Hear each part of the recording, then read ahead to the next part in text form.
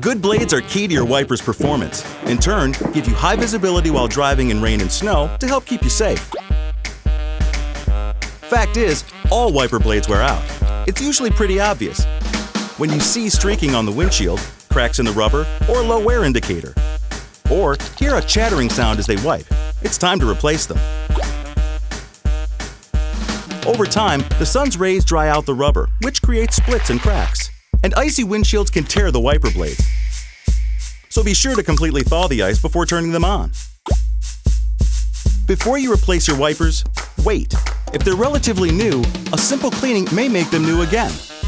Wipe each blade with Motorcraft windshield washer fluid. If that still doesn't work, it may be time to schedule a service checkup. Replacing your wiper blades about every 12 months is suggested. However, that can depend on where you live, as colder climates may require replacement sooner. Call to schedule an appointment to see our factory-trained technicians.